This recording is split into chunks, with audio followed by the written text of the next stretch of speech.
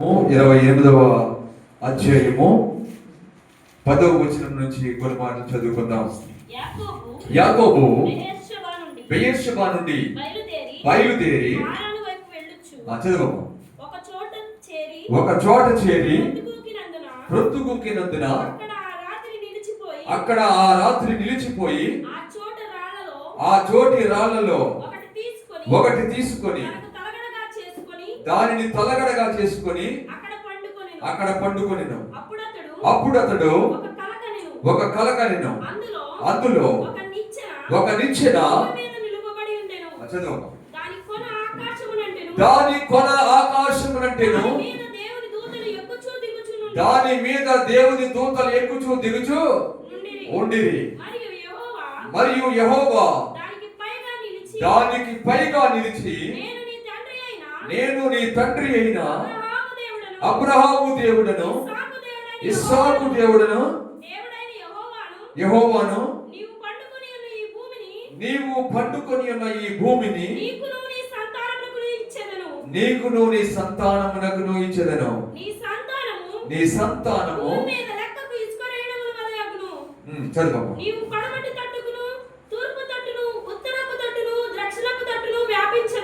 18వ వచనం చదివాము. తెల్లవారినప్పుడు యాకోబు లేచి తాను తలగడగా చేసుకొని రాయిని తీసి దానిని స్తంభముగా నిలిపి దాని కొన మీద నూనె పోసెను. మరియు అతడు ఆ స్థలమునకు బేతేలును పేరు పెట్టిన. ప్రార్థన చేసుకుందాం. తలలో వచ్చండి. మహాపరిశుద్ధుడైన తండ్రి, జీవాధిపతి అయిన యేసురాజా, ఈ రాత్రి కాల సమయంలో నీ వందనాలు చెల్లిస్తున్నాము తండ్రి. పరిశుద్ధుడవు, జీవాధిపతివి, సర్వశక్తిమంతుడవు నాయన, ఈ రాత్రి కాల సమయంలో ప్రభువా మేము చదువుకున్న వాక్య భాగముల నుండి మీరు మాతో మాట్లాడండి నాయన. పరిశుద్ధుడా, ఈ రాత్రి కాల సమయంలో నీ బలమైన సన్నిధి మాకు అనుగ్రహించండి ప్రభువా. ఈ రాత్రి ఈ వాక్య భాగమును మేము ధ్యానిస్తూ ఉండగా నాయన మా అంతరంగములో మంట పుట్టించండి నాయన. దేవా, మా అంతరంగములో మంట రేపండి. రాత్రి నీ వాక్యం వెలువడుతూ ఉండగా ఒక్కొక్క మాట మీద అగ్నిని ఉంచండి నాయన. ఒక్కొక్క మాట మీద అభిషేకాన్ని ఉంచండి నాయన. దేవా, 80 మార్గములో శిష్యులు నీ మాటలు వింటూ ఉండగా వారి హృదయములో మండినట్లుగా అదే అనుభవాన్ని ఈ రాత్రి మాకు దయచేయండి నాయన. దర్శించండి ఈ రాత్రి. కమలా దర్శించండి ఈ రాత్రి. నీ సన్నిధి అనుభవించనివ్వండి ప్రభువా. నీ సన్నిధి అనుభవించనివ్వండి రాత్రి. దేవా, నీ ప్రభావము మా శరీర ప్రాణాత్మల్లో పనిచేయనివ్వండి రాత్రి. మేము ఎలా వచ్చామో అలా వెళ్ళిపోకూడదు నాయన. మేము ఎలా వచ్చామో అలా వెళ్ళిపోకూడదయ్యా. పరిశుద్ధాత్ముడా, ఈ రాత్రి కాల సమయంలో నీ బలమైన సన్నిధి దిగి రానివ్వండి. నీ బలమైన సన్నిధి అనుగ్రహించండి నాయన. ఈ రాత్రి నీ ఆత్మ చేత మేము తాకబడదుము గాక. నీ అభిషేకము మా మీద పోయబడును గాక. Thank you master. Thank you Holy Spirit. ఈ స్థలమంతా నీ ఆధీనములోకి తీసుకొని నాయన. ఈ స్థలమంతా మీరు ఆవరించి ఉండండి ప్రభువా. ఈ స్థలమంతా ప్రభువా నీ బలమైన సన్నిధి చేత నింపండి. అగ్ని జ్వాలల చేత నింపండి నాయన. అద్భుత కార్యాన్ని జరిగించండి, ఆవరించండి నాయన. యేసు నామం పేరిట అడిగి వేడుకొనుచున్నాము తండ్రి, ఆమేన్. మనం చదువుకున్న వాక్య భాగంలో యాకోబు జీవితంలో ఒక అద్భుతమైన సంఘటన, యాకోబు జీవితాన్ని అద్భుతముగా మార్చిన సంఘటన అని చెప్పుకోవచ్చు. దీన్ని యాకోబు జీవితంలో ఎంతో మధురమైన విషయం అన్నమాట ఇది. యాకోబు బెయేర్షెబా నుండి వెళ్ళిపోతూ ఉండగా ఒక రాత్రి ఒక స్థలములో నిద్రపోయాడు. నిద్రపోయినప్పుడు ఆ నిద్రలో యాకోబు ఒక కల కన్నాడు. యాకోబుకు ఒక కల వచ్చింది.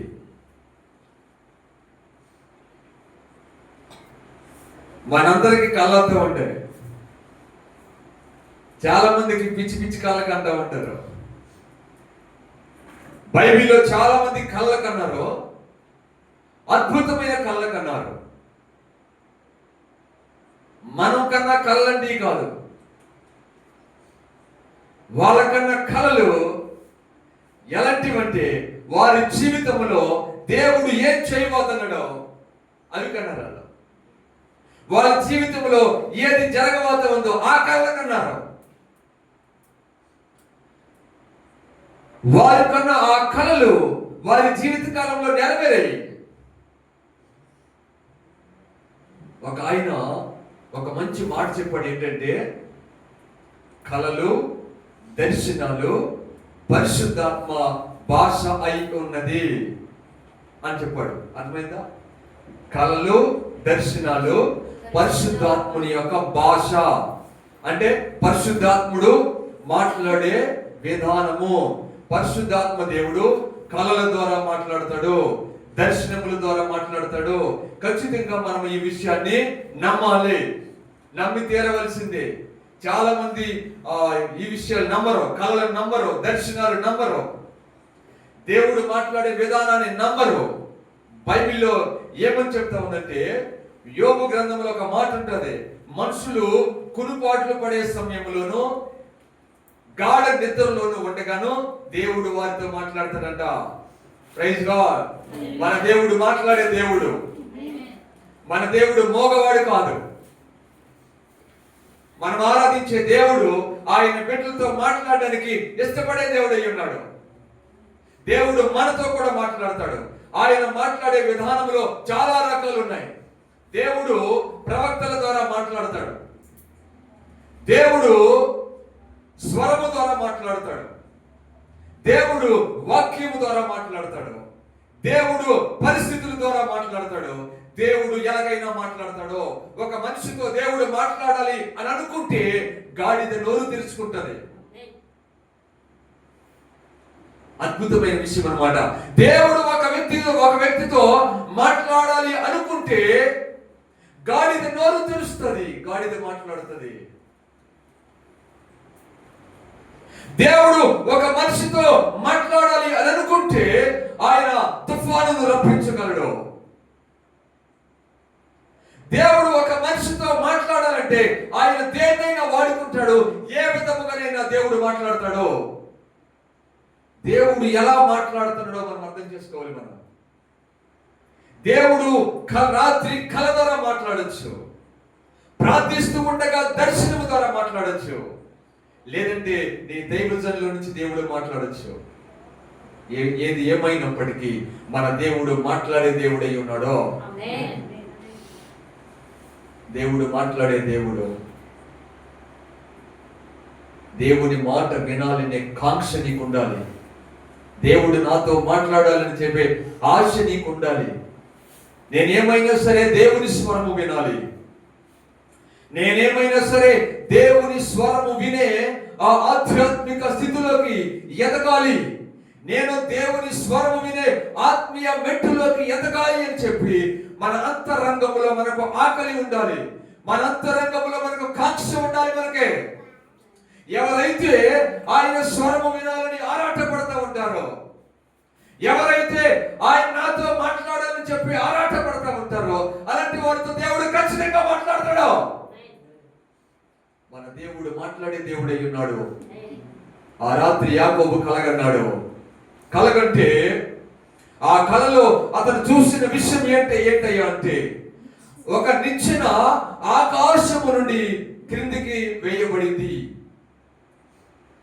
ఒక నిచ్చెన క్రిందకి వేయబడితే అది ఆ ఆకాశము నుంచి వేయబడిన ఆ నిచ్చెన గుండా పై నుండి దేవదూతలు కిందికి దిగుతా ఉన్నారంట, ఎక్కుతా ఉన్నారంట. దానికి పైగా ప్రభువు నిలిచి ఉన్నాడు. ఒకసారి ఆలోచించుకోండి దేవుని బిడ్డలారా. భూమి మీద యాకోబు నిద్రపోతా ఉన్నాడు. అతను ఎక్కడైతే నిద్రపోతా ఉన్నాడో ఆ నిద్రపోయే స్థలములోకి ఒక నిచ్చెన వేయబడి ఉంది. ఆ నిచ్చెన మీద నుండి దేవదూతలు దిగుతా ఉన్నారు, దేవదూతలు ఎక్కుతా ఉన్నారు. దానికి పైగా ప్రభువు ఆసీనుడు ఉన్నాడు దేవుని బిడ్డలారా. ఎంత అద్భుతమైన విషయమో ఆలోచించండి.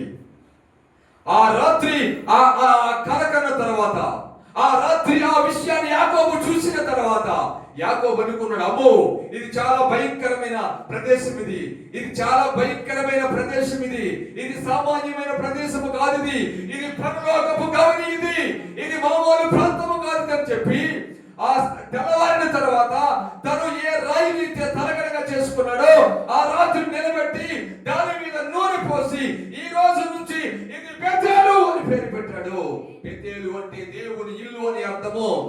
ఈ సమయంలో మనం చదువుకున్న ఈ వాక్య భాగంలో నుంచి మనం ఆలోచించినట్టయితే బెతేలు అంటే దేవుని ఇల్లు. ఇప్పుడు చెప్తాం, దేవుని ఇల్లు అనబడిన దేవుని మందిరములో, దేవుని ఇల్లు అనబడిన దేవుని స్థలములో ఏమి ఉండాలి? ఏముండాలి? దేవుని ఇంట్లో ఏముండాలి?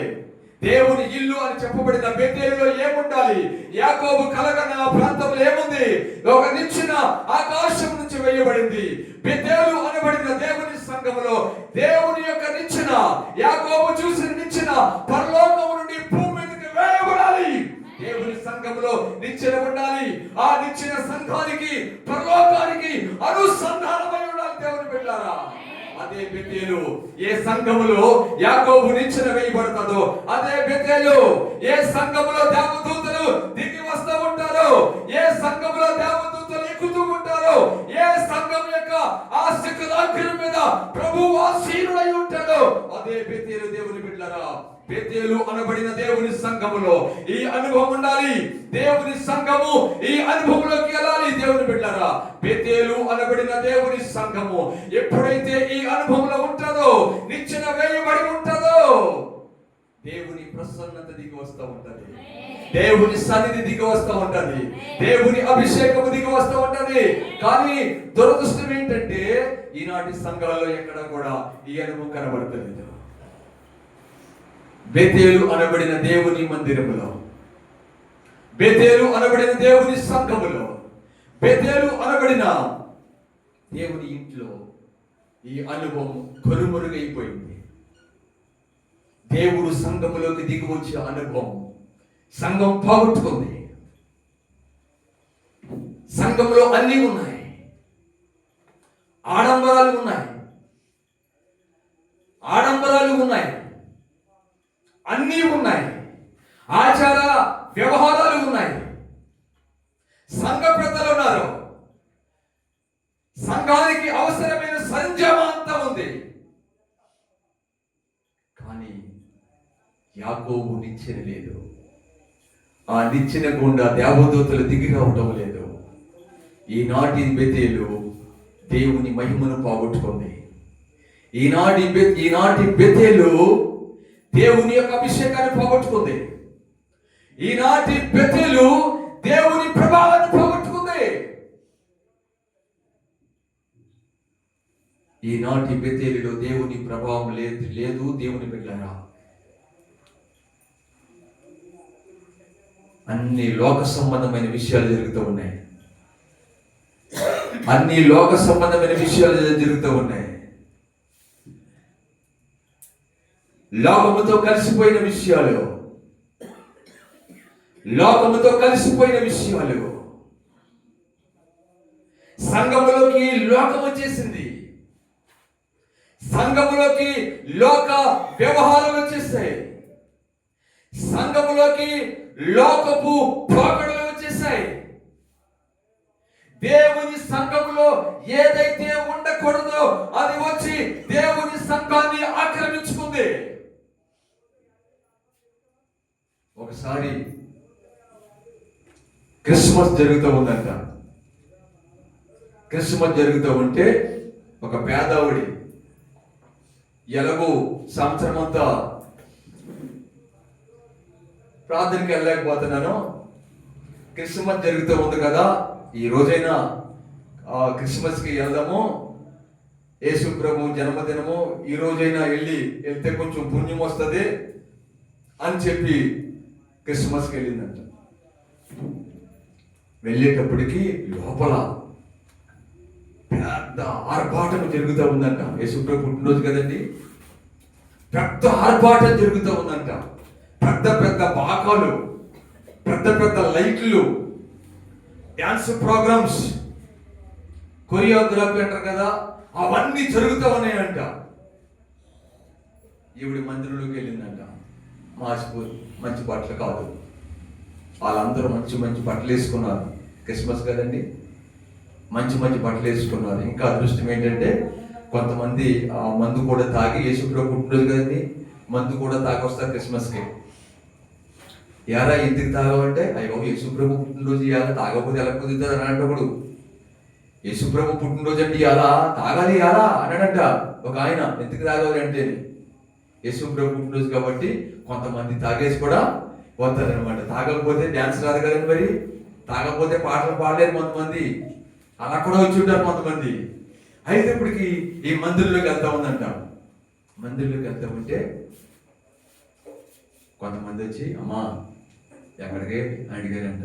క్రిస్మస్ కదండి, యేసుప్రభుతో ఒక జన్మదినం కదా, ఎలాగో సంవత్సరం అంతా రాలేకపోతున్నాను, ఏదైనా యేసుప్రభు పుట్టినరోజుకి వద్దామని, క్రిస్మస్కి వద్దామని వచ్చాను. బాగుందంట. అమ్మా నువ్వు రావాల్సిన మందిరము ఇది కాదు, ఇది గొప్పవారు ఉండే మందిరం, ఇది ధనవంతులు ఉండే మందిరం ఇది, కాబట్టి నువ్వు రాకూడదమ్మా అని చెప్పి బయటికి ఇంటేయారంట. బయటికి ఇంటితే లోపల డ్యాన్స్ ప్రోగ్రాం జరుగుతున్న ఆనందంగా ఉన్నారు. అవి బయటికి వెళ్ళిపోయి గేటు దగ్గర నిలబడిందంట. గేటు దగ్గర నిలబడి ఏడుస్తూ ఉందంట, కన్నీరు కారుస్తూ ఉందంట. అక్కడ కన్నీరు కారుస్తూ ఉంటే తెల్ల బట్టలు వేసుకున్న ఒక ఆజానుబాబుడు అక్కడికి వచ్చాడంట. వచ్చి, అమ్మా ఎందుకు ఏడుస్తున్నావు అన్నాడంట. ఎందుకు ఏడుస్తున్నాము అంటే, అయ్యా క్రిస్మస్ అంటే ఇవాళ సంవత్సరం అంతా ఎలాగో రాలేకపోతున్నాను, ఇవాళన్నా యేసుప్రభుని దర్శించుకుందామని వచ్చానయ్యా, కానీ వచ్చేటప్పటికి వీళ్ళెవరో నన్ను రానివ్వట్లేదయ్యా, వెళ్ళాలని ఉంది కానీ నన్ను లోపలికి రానివ్వట్లేదయ్యా అని కన్నీరు కారుస్తూ ఉందంట. ఆయన అన్నాడంట, 40 సంవత్సరాలు అయిందమ్మా ఈ మందిరం కట్టి. ఎన్ని సంవత్సరాలు? 40 సంవత్సరాలు అయిందమ్మా ఈ మందిరం కట్టి. నేను లోపలికి వెళ్దామని చూస్తుంటే నన్నే రానివ్వట్లేదమ్మా. నేనే యేసుప్రభుని. ఏ యేసుప్రభు కోసం అయితే వాళ్ళు క్రిస్మస్ చేసుకుంటున్నారో, వాళ్ళు నన్నే బయటికి ఇంటి క్రిస్మస్ చేసుకుంటున్నారు. వాళ్ళు ఇందులో నువ్వెందుకమ్మా ఇంటికి వెళ్ళిపోని చెప్పాడంట. ఇదే నా పేరు దేవుని పెట్టారు. దేవుని ప్రభావము, దేవుని సంఘము దేవుని ప్రభావాన్ని పోగొట్టుకుంది. ప్రభువు లేకుండానే ఆరాధనలు జరుగుతూ ఉన్నాయి, ప్రభువు లేకుండానే వాక్య ప్రకటనలు జరుగుతూ ఉన్నాయి, ప్రభువు లేకుండానే వాయిద్యాలు వాయిస్తూ ఉన్నారు, ప్రభువు లేకుండానే అన్ని జరిగిపోతూ ఉన్నాయి.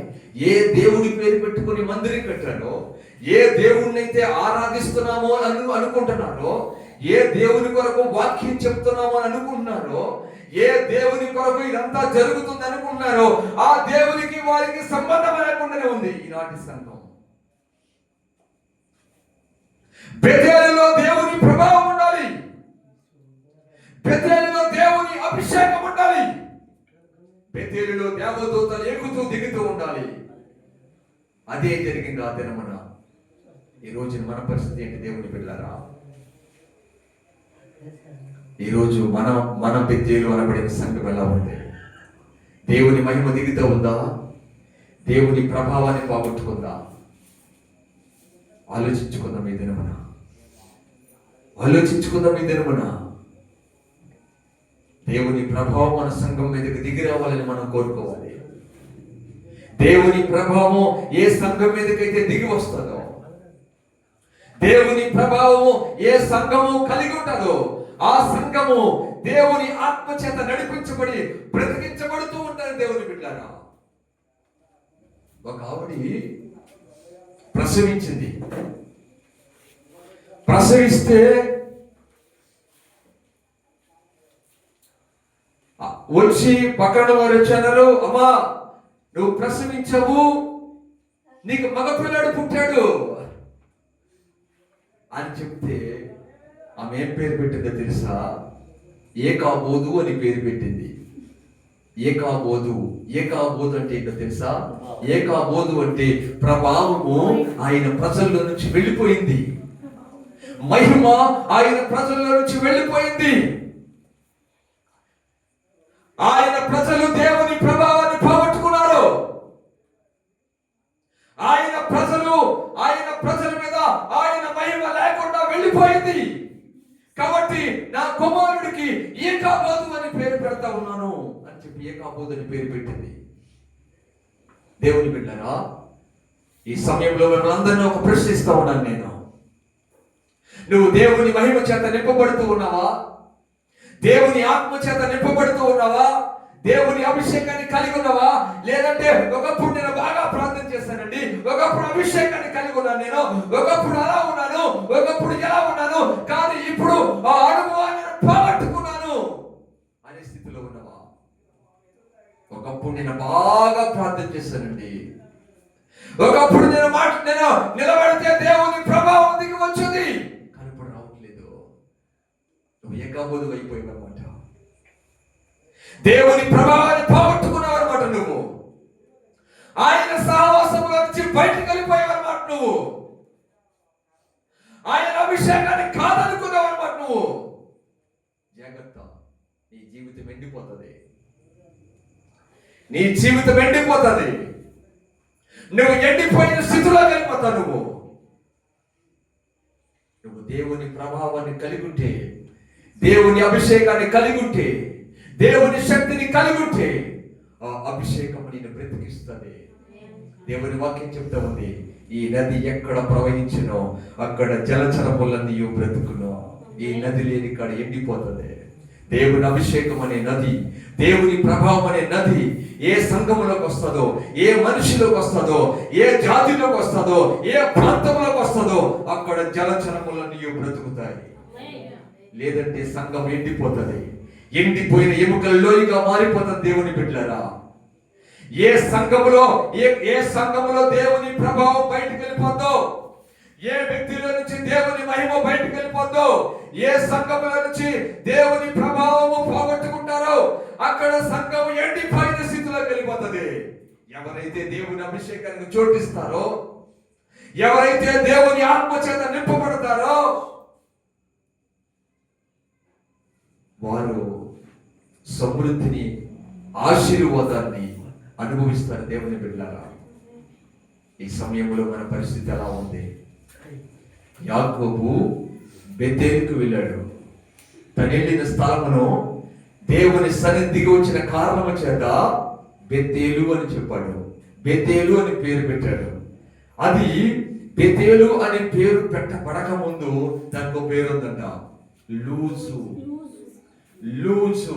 ఎప్పుడైతే లూజు అనబడిన ఆ స్థలం, లూజు అనబడిన ఆ ప్రాంతం యాకోబు నిచ్చెన ఎప్పుడైతే దిగి వచ్చిందో, పరలోకం నుంచి నిచ్చెన ఎప్పుడైతే దిగి వచ్చిందో, దేవదూతలు ఎప్పుడైతే దిగి వచ్చారో, దేవుని సన్నిధి ఎప్పుడైతే దిగి వచ్చిందో అప్పుడది బెతేలుగా మారింది. ఒకప్పుడు లూజు, అది ఒకప్పుడు పనికిరాని ప్రాంతం, ఒకప్పుడు ఎన్నిక లేని ప్రాంతం, ఒకప్పుడు ఎవరు గుర్తించని ప్రాంతం, ఒకప్పుడు ఎవరు దాన్ని ఎవరు గుర్తించని ప్రాంతం. అది ఎప్పుడైతే దేవుడు ఆ ప్రాంతంలోకి దిగి వచ్చాడో అది బెతేలుగా మారింది. దేవుని బిడ్డలారా, నీ జీవితంలో దేవుడు నిన్ను దర్శించినప్పుడు దేవుడు నిన్ను ఆశీర్వదిస్తాడు. కాబట్టి నువ్వు దేవుని మహిమ చేత నింపబడడానికి నువ్వు ఆసక్తిని కలిగి ఉండాలి. నువ్వు దేవుని ప్రభావాన్ని కలిగి ఉండడానికి నువ్వు ఆసక్తిని కలిగి ఉండాలి. నువ్వు దేవుని ప్రభావం నీ మీదకి దిగి రావడానికి నువ్వు ఆకలి కలిగి ఉండాలి. నువ్వు దేవుని బిడ్డలారా, యాకోబు జీవితాన్ని మార్చివేసిన ఈ అద్భుతమైన సంఘటన, అతడు కలగన్న తర్వాత అతడు మరలా చాలా కాలం అయిన తర్వాత తన కుటుంబం అంతటిని పిలిచాడు. తన కుటుంబం అంతటిని పిలిచి, దేవుడు నాతో మాట్లాడిన బెతేలుకు వెళ్తున్నాం, మనం బెతేలుకు వెళ్తున్నామని చెప్పాడు.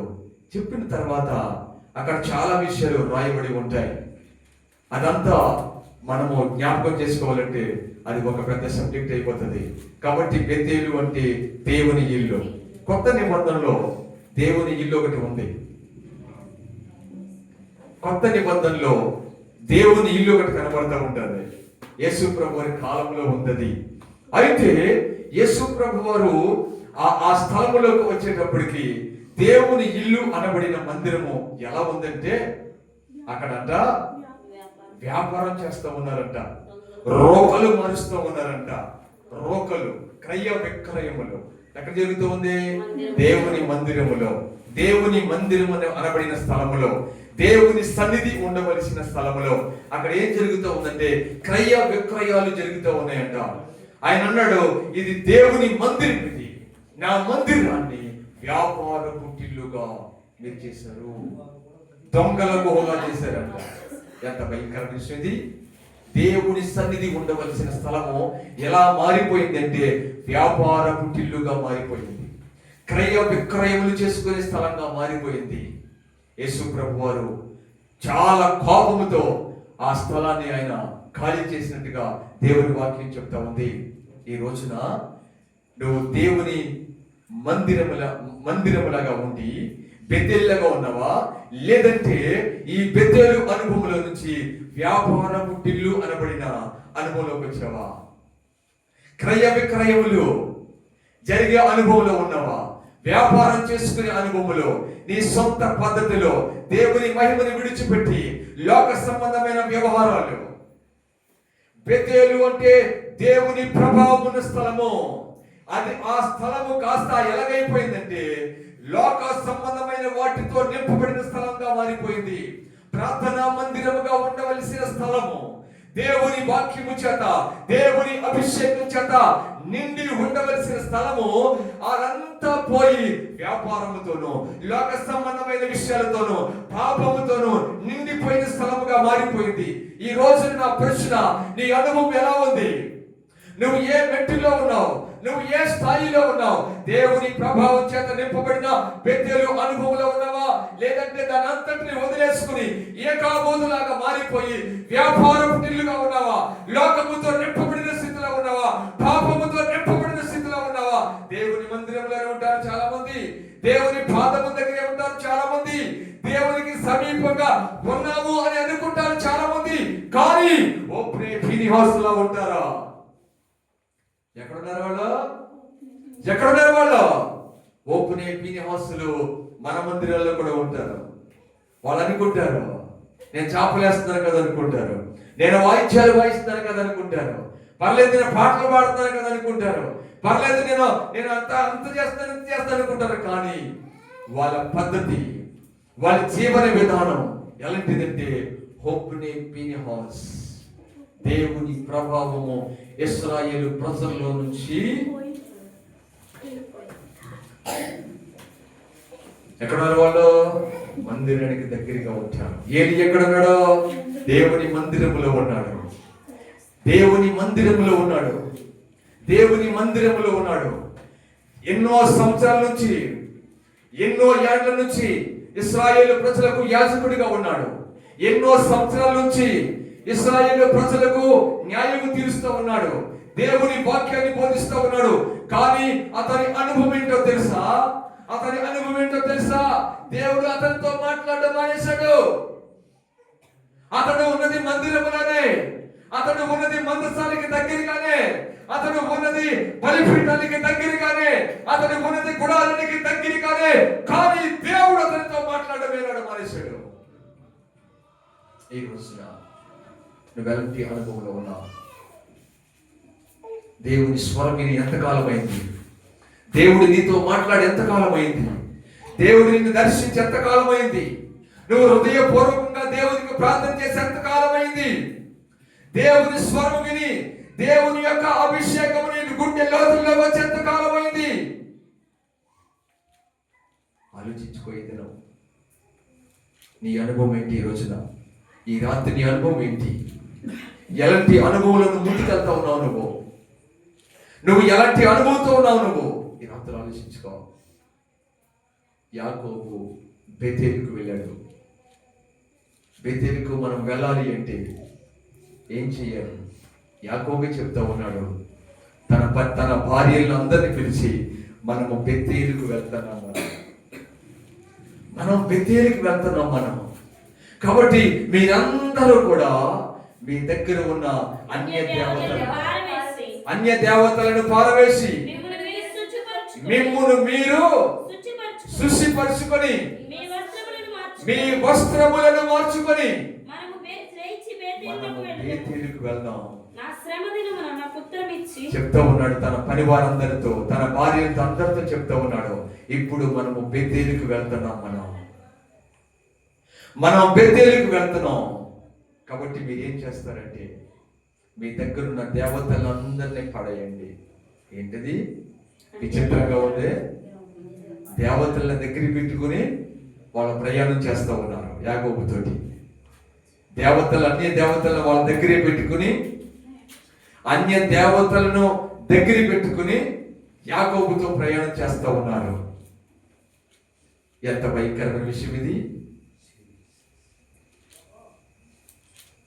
యాకోబు దర్శనం చూసేవాడు, యాకోబుతో దేవుడు మాట్లాడేవాడు, యాకోబు దేవునితో కలిసి నడిచిన అనుభవం ఉన్నవాడు.